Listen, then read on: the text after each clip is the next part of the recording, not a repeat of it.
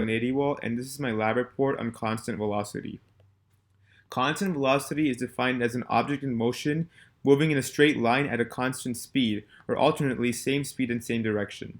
Acceleration, the derivative velocity, is zero in this case since velocity is not changing. And since we know from Newton's second law that the net force equals mass times acceleration, the net force is also zero. We can see from the velocity update formula over here that this means the final velocity is the same as the initial velocity. In this lab, I took a video of a tennis ball moving with a constant velocity and analyzed its change in position over time experimentally and computationally. Experimentally, I used Tracker to analyze its change in position throughout the video in equal time frames. Then I compared Tracker's analysis with GlowScript, a computer simulation of the movement, to see the predicted data and see how they differed.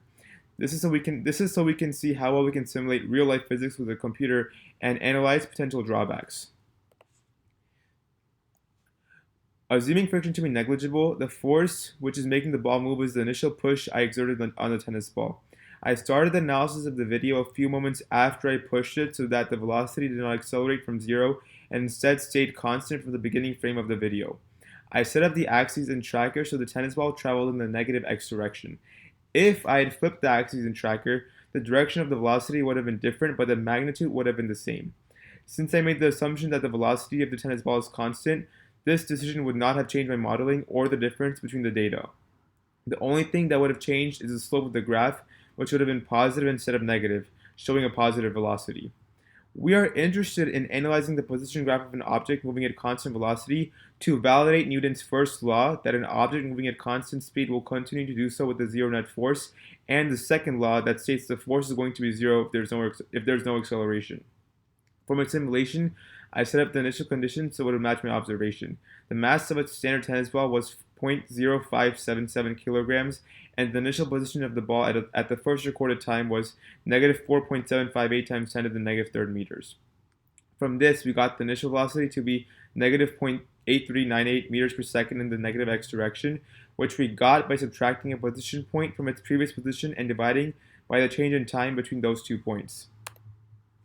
Here's the GlowScript code which I constructed from the initial position and time values I obtained from Tracker, which were listed in the previous slide.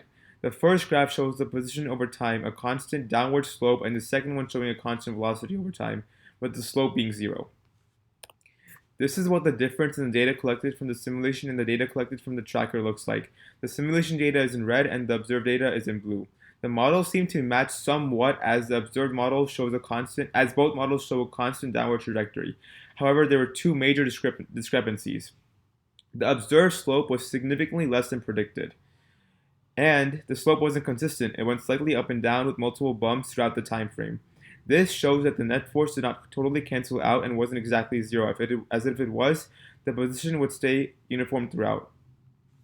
The reason for the slope being so different with a different direction was probably due to me pushing the ball at an angle instead of a straight line.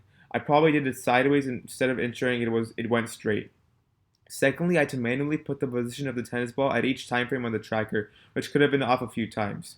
Furthermore, although the friction force is assumed to be negligible, it probably played a minor role even though the table is a hard surface, possibly slowing down the ball gradually by exerting a force in the opposite direction of the push. This is why the net force wasn't exactly zero. Lastly, our first data point, the tennis ball was still accelerating from my hand, possibly leading to a higher velocity in the beginning and inaccurate data. Next time, I would try to use Tracker dots from a few frames later in the video to ensure the ball is not in the process of its initial acceleration and is at a constant velocity state. I will also ensure I'm pushing the ball in a straight line and not in an angle or sideways, which changes the direction of my velocity significantly. Since it is moving at a horizontal direction, the gravitational force exerted on the ball is cancelled out by the normal force exerted by the table pointing in the upward direction. However, it is not possible to prove the horizontal components of forces as there may have been multiple pushes, such as friction and other pull forces which ended up cancelling out, which is why it is difficult to say exactly how many forces are coming into play to add up to give us a close to zero net force. Lastly, our assumptions for this lab were that no external force is acting upon the object, including friction. The object only moves in the horizontal direction, and the time is uniform between the frames. Thank you so much.